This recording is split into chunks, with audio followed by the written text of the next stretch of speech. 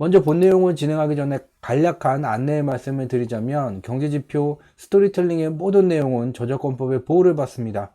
상업적 목적, 개인적 목적의 블로그 게재와 유튜브 방송 등을 통한 무단, 도용 및 전제 재배포를 금한다는 점 참고의 말씀드릴게요. 오늘 이제 살펴봐야 되는 게 5월 12일 어저께 이제 대한민국 시간으로는 새벽, 미국 시간으로는 5월 12일 수요일 날 미국의 2021년 4월 인플레이션율이 발표가 되게 됐고 갑작스러운 4월 실적치의 급등 현상에 의해서 어, 주요한 이제 금융상품들이 일정 수준의 조정을 나타내는 현상이 나타나게 됐죠. 그래서 이번 주 화요일 날 살펴봤었던 미 연준이 경고했었던 현저한 수준의 조정이 서막을 여는 것인지는 확인이 되지는 않지만 이와 같은 조정 현상이 나타나게 됐어요. 그래서 이 현상을 오늘 이제 살펴보도록 하겠습니다. 먼저 이제 본 내용을 보게 되면 미국의 2021년 4월 인플레이션율이 4.2%를 나타나게 됐죠. 3월에는 미국의 인플레이션율이 2.6%였어요. 3월 당시에 미국의 중앙은행장 파월 의장은 인플레이션율이 이렇게 상승하는 것은 작년에 이제 실물 경제가 정상 가동이 안 됐었기 때문에 나타나는 일시적인 현상이다. 향후 인플레이션율의 상승 현상이 더 나타나기는 하겠지만 그것은 일시적이고 일정 기간이 경과되게 되면 둔화 내지 침체세가 나타날 거다라고 발언을 한 바는 있죠. 그렇지만 저희 경제지표 스토리텔링은 공개방송을 통해서 이게 100%다 경기 부양을 하는 과정 속에서 미달러 유동성이 공급됨에 따라서 나타나는 유동성 증가에 의한 현상이라고 봐서는 안 된다.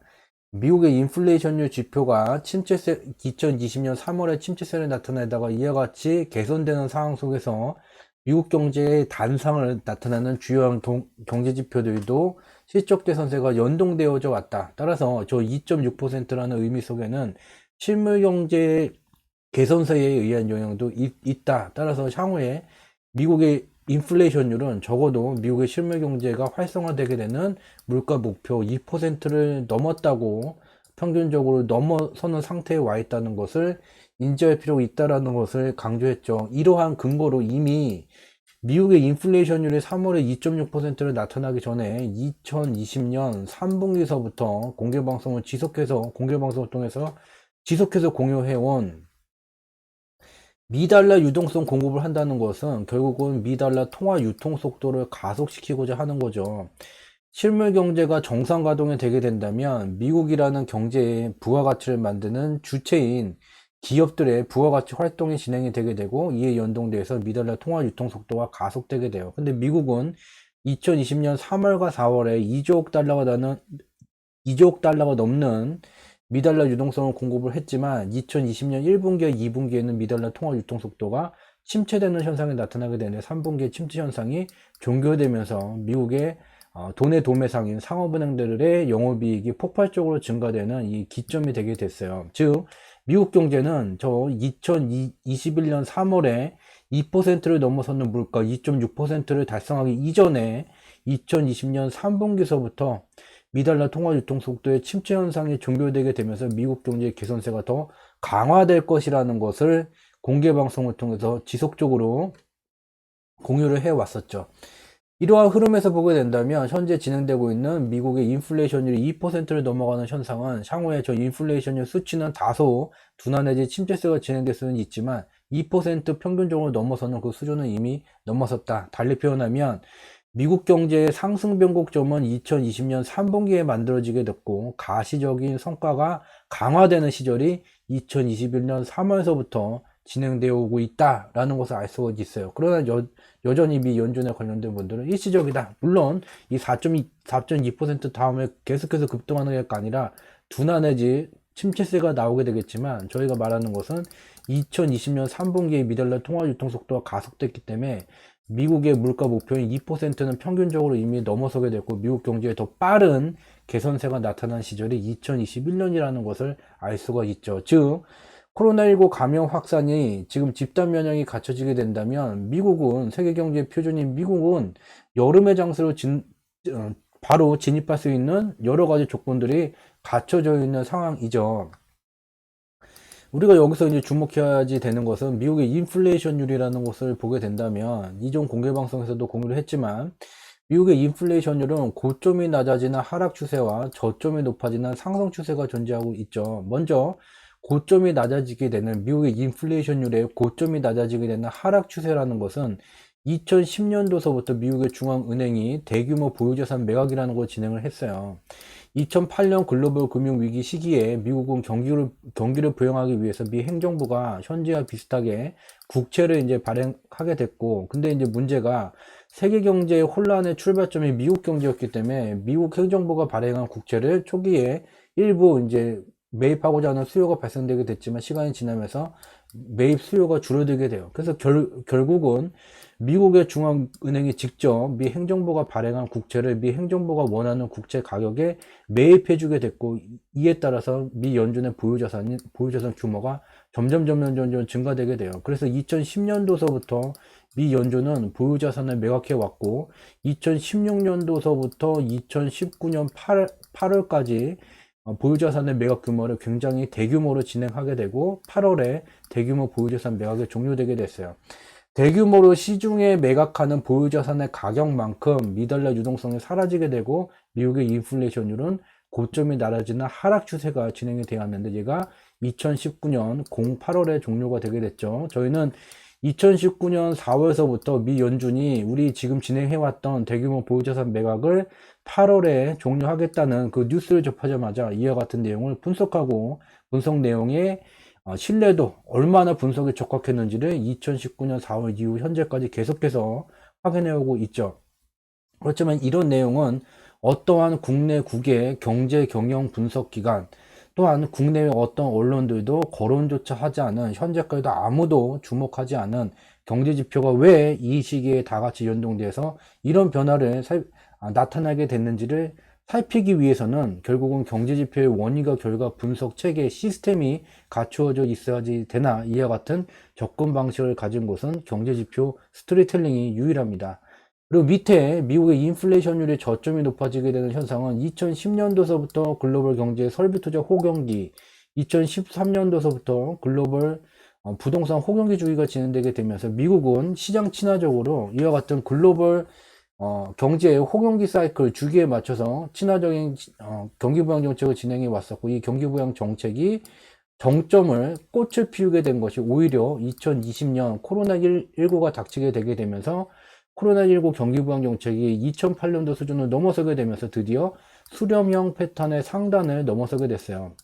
가격 차트만 보는 기술적 분석가들은 매우 익숙한 수렴형 패턴이에요. 수렴형이 만들어지다가 위로 이제 돌파가 되게 된다면 여기서부터 여기까지의 절반 수준을 넘어서는 3분의 2 수준까지 급등하는 현상이 나타나게 되고, 이 뒤에 여기서 이제 눌림목을 만들고 횡보세를 보이다가 얘를 다시 이제 넘어서는 현상이 나타나게 되죠. 그래서 기술적 분석상으로도 2021년 4월 4.2%의 미국의 인플레이션율은 계속해서 6%, 7%, 8% 계속 올라가는 게 아니라 기술적 분석상으로도 향후에 이현주 의장이 말한 것과 같은 둔화 내지 침체 현상이 나타나게 될 것이나, 우리가 주목해야 되는 것은 미국 경제가 활성화되는 그 임계 수준 2%가 넘어서는 상태가 향후에도 지속해서 유지될 것이라는 걸 알 수가 있죠. 또한 현재 미국의 인플레이션율이 이와 같이 상승하는 현상이라는 것은 이 지표에 대한 원인과 결과 분석 내용을 통해서도 일부분 인지할 수 있듯이, 미국의 경기부양 정책이 그간의 글로벌 유동성이 축소되는 현상을 돌파하는 현상을 만들었다는 것을 의미를 하게 돼요. 또 하나 우리가 주목해야 되는 것이, 이와 같은 인플레이션율이 단순히 미달러 유동성 공급 속도가 2008년도 글로벌 금융 위기 수준을 넘어섰다며 돈의 공급이 많아지게 되니 돈의 가치가 하락하고 물건의 가격이 올라가게 되니 이렇게 올라가는 것이죠. 아니죠. 지난 공개 방송에서도 공유를 했었죠. 상품 가격 지수를 볼 필요가 있다고 했죠. 이 상품 가격 지수의 녹색 선으로 수명주기를 나타나게 됐어요. 수명주기라는 것은 우리가 이미 알고 있는 사회과학에 속하는 방법론 중 하나죠. 반도체의 기술 수명주기가 짧아진다. 스마트폰의 제품 수명주기가 짧아진다. 스마트폰 새거 샀는데 1년도가 안 돼서 또 새거가 나오게 되는데 또 바꿔야 돼. 고민이 되게 되죠. 거기서 말하는 수명주기.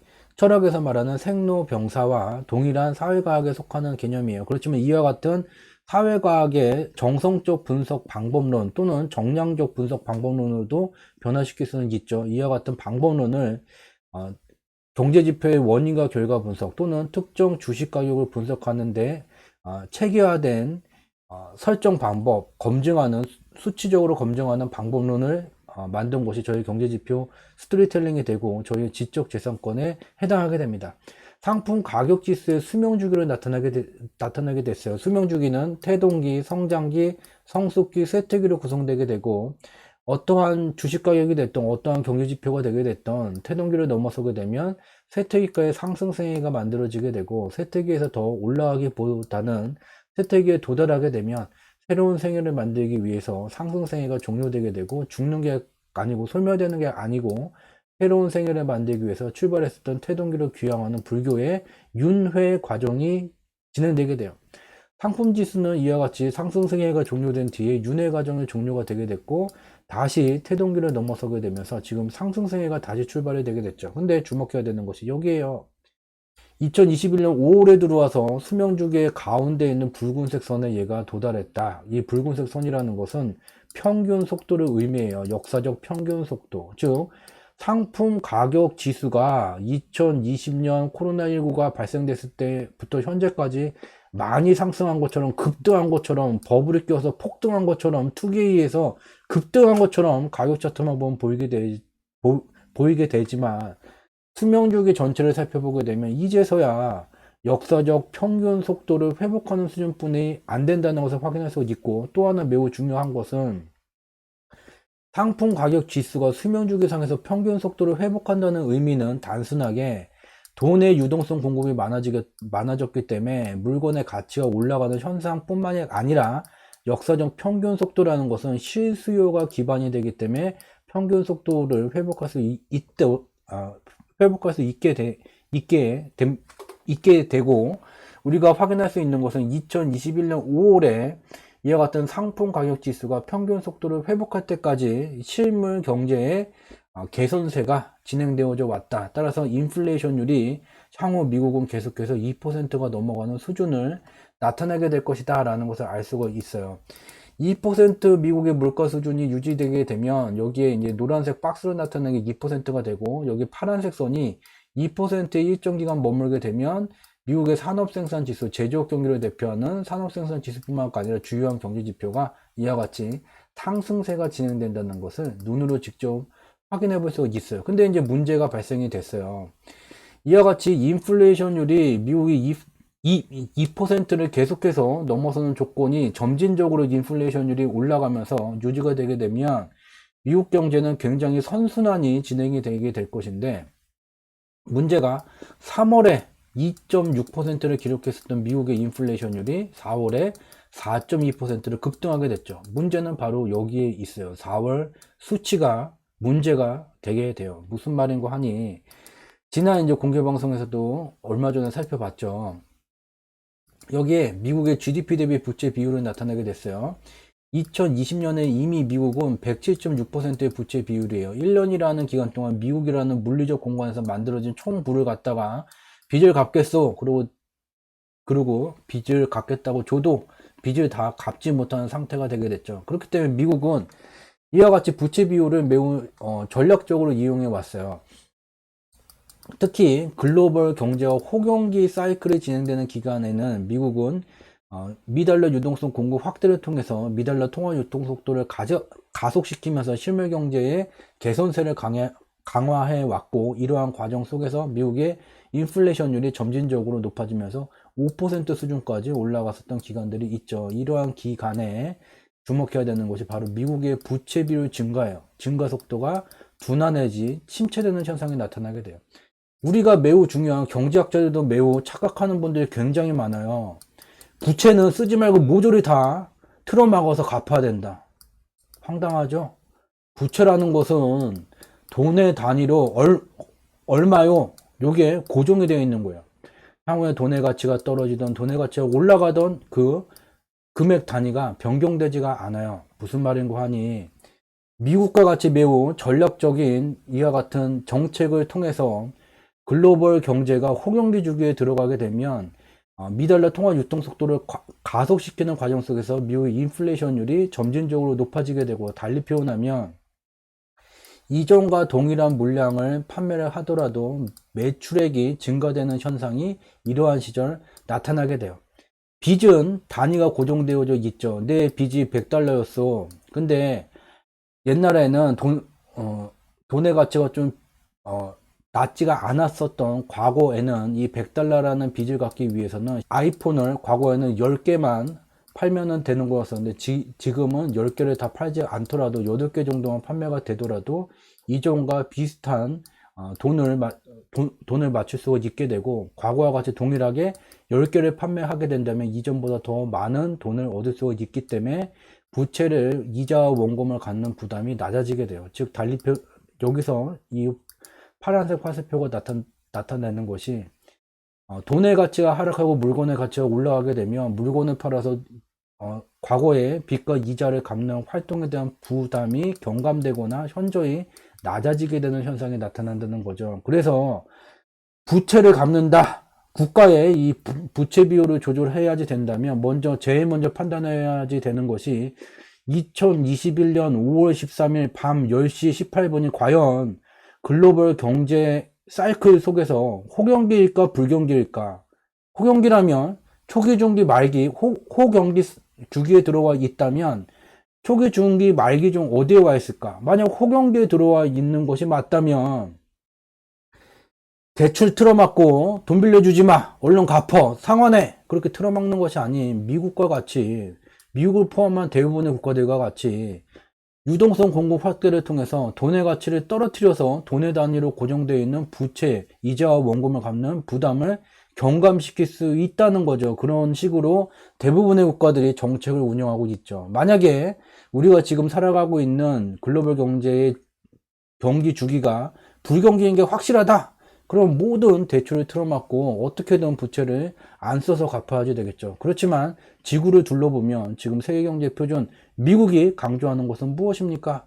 부채 증가에 대해서 염려할 때가 아니라 현재 시기에 충분히 경기 부양을 하지 못했을 때 실물 경제가 향후 정상 가동되는 기간이 늦춰지게 된다면 그로 인한 경제적 피해가 부채 부담보다 훨씬 더 크다. 즉 이들이 말하는 것은 바로 이것을 말하고 있는 것이죠.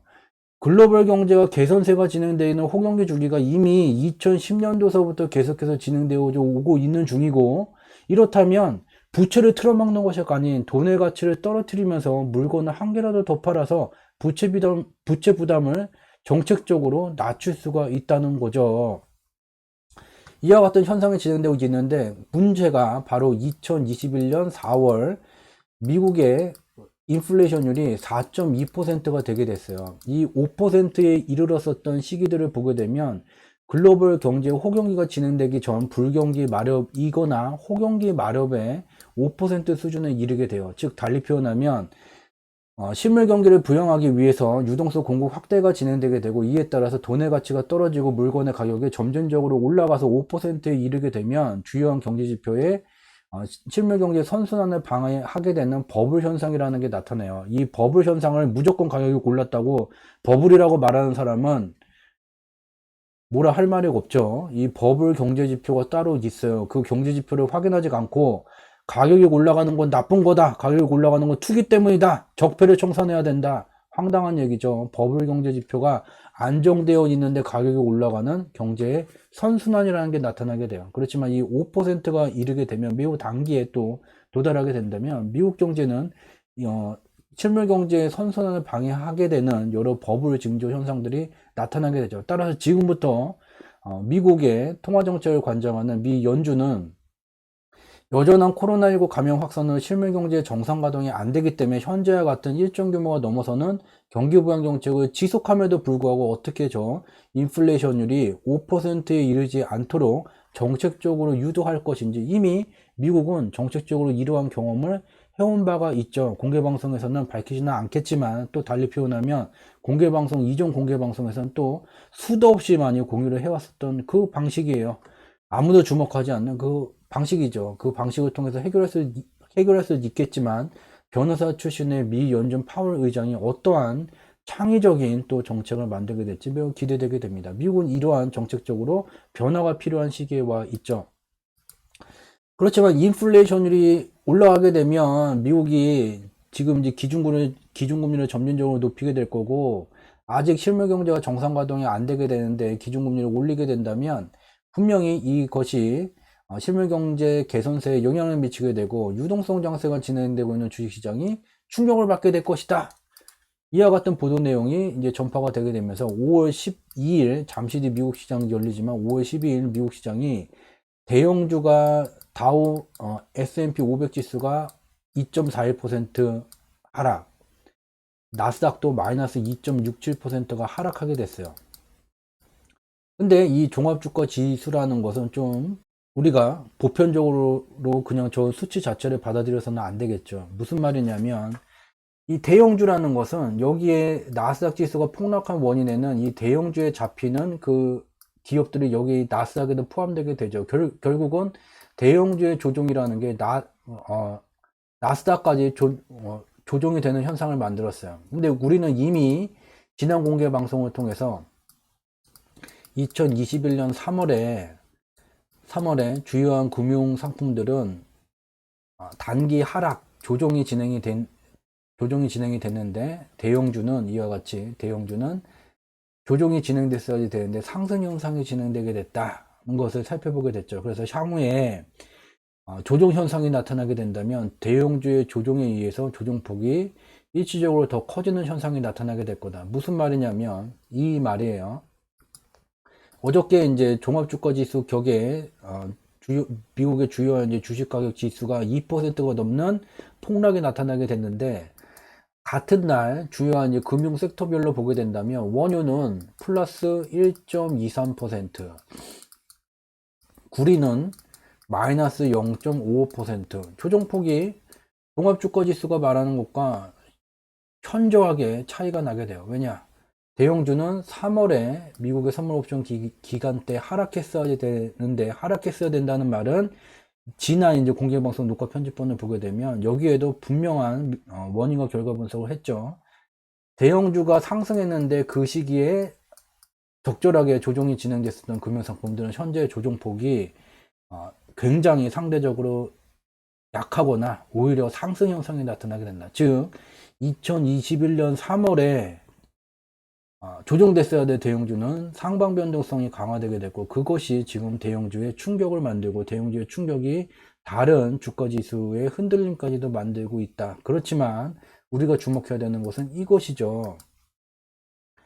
여기에 파란 선으로 나타나는 게 미국의 인플레이션율, 검은 선으로 나타나는 게 미국의 주식 가격 지수예요. 파란 선의 등락에 검은 선의 등락이 연동되게 돼요. 즉 특정 국가의 정책이라는 것은 수년간의 국가 경제의 방향성을 만들게 되고, 이러한 경제의 방향성에 결국은 금융시장의 방향성이 수렴하게 돼요. 따라서 정책이 설정한 방향에 의해서 파란 선인 인플레이션율의 등락이 만들어지게 되고, 이 등락에 결국은 주가지수가 일정 기간이 누적되게 되면 방향성이 수렴하는 현상이 나타나게 돼요. 근데 2019년 10월 말서부터 2020년 2월 초까지 파란선의 인플레이션율이 하락하는 현상이 나타나게 됐는데, 검은선의 주가 지수는 상방 변동성의 징후와 같이 나타나게 됐죠. 그렇게 되니까 2020년 3월에 코로나19 영향도 있게 되겠지만 금융시장이 이와 같은 변동성 원리에 의해서 변동성이 방향성을 수렴하게 되면서 생각보다 더 깊은 조정을 겪은 바가 있죠. 그래서 최근에 과거에 이제 분석하기에는 이와 같이 주가지수는 여기 있고 이전의 상한 수준을 넘어선 지금 상승세가 지속되고 있는 중이고, 인플레이션율은 하락 추세를 벗어나지를 못했기 때문에 다시 괴리 폭이 더 커지고 있는 중이다 라는 것을 분석을 했어요. 과거에 분석을 했죠. 근데 어저께까지 이제 데이터를 포함한 현재 수준을 보게 되면 파란색 선이 드디어 이 하락 추세를 뚫었어요. 2021년 3월 2.6%의 물가, 2021년 4월에 4.2%의 물가를 미국은 기록하게 되면서 드디어 하락 추세를 뚫었고, 여기서 이제 주식가격 지수는 이전의 상한 수준을 뚫고 상승세가 강화되다가 이제 어저께서부터 조정폭이 더 강화되게 되면서 이전에 나타냈었던 괴리폭보다 이 괴리폭이 줄어들고 있죠. 이와 같은 현상이 바로 2021년 3월에 진행이 됐어야지 되는 것인데, 여기에 이제 글로벌 좀 더 큰 태엽에 맞춰서 작은 태엽들이 움직이게 되는데, 특정 경우에는 약간 정상적이지 못한 정책이 특정 국가에서 진행되게 된다면 작은 태엽에 의해서 큰 태엽이 일정 기간 일시적으로 반대로 돌아가게 되는 현상이 나타나게 돼요. 왜냐? 특정 기간에 주요한 금융 상품과 금융 시장은 연동되게 되고, 이와 같은 금융 시장의 연동 메커니즘을 이미 2020년 글로벌 금융시장의 운영 메커니즘이라는 공개방송 내용을 통해서 살펴봤었죠. 해당 내용은 저희 유튜브에서도 확인할 수가 있게 되고, 녹색 검색 창에 여기에 이제 주상지라는 좀 낯선 이름을 적어요. 그리고 얘를 이제 클릭하게 되면 주상지, 주가를 상승시키는 지표라는 이 카페가 열리게 되고, 유튜브 채널은 좀 화면을 내리면서 찾아야 되기 때문에 여기다가 갖다가 놨죠. 2020년 3월 25일 공개방송 한머니의 글로벌 금융시장 운영 메커니즘. 2020년 3월 초서부터 글로벌 금융시장이 폭락 현상이 진행되던 시기에 이와 같이 저희는 근거 자료를 남겼어요. 2020년 3월 13일 날, 여기는 이제 방송에 나간 거고, 이전부터 경제지표를 원인과 결과 분석을 하게 된다면 현재 진행되고 있는 폭락 현상이 2020년 3월 20일 미국의 선물 옵션 만기가 끝나게 되게 되면 반등 국면이 진행되게 됩니다. 여러 가지 이유를 이제 살펴봤었고, 여기 방송에는 다 공개하면 안 되기 때문에 하나의 자료를 갖고 나가게 됐죠. 글로벌 금융시장에는 봄, 여름, 가을, 겨울이라는 명확히 구분되는 장세가 존재하게 됩니다. 그 속에서도 또한 글로벌 금융시장은 연동되어서 움직이고 있습니다. 와 같은 여러 가지 경제지표의 원인과 결과 분석 또는 교차 검증을 통해서 검증된 내용들을 통해서 그 분석 결과가 어떠했는지 직접 확인해 볼 수가 있고요. 이러한 원리에 의해서 글로벌 금융시장은 특정 기간에 연동되어서 움직이게 되는데, 어떤 경우에는 주로 큰 태엽의 움직임에 따라서 작은 태엽들이 맞춰서 돌아가게 되는데, 특정 경우에는 작은 태엽의 정책이 금융시장이 문제를 만드는 경우에는 그 작은 태엽 때문에 큰 태엽이 돌아가게 되는 그러한 현상도 만들기도 합니다. 바로 그러한 경우가 되게 되고, 좀 더 상세한 내용은 공개방송을 통해서 공유를 드리게 되면 너무 많은 질문들이 쏟아지게 되고, 그 질문에 답변을 하는 과정에서 모든 것을 다 설명드릴 수가 없게 되죠.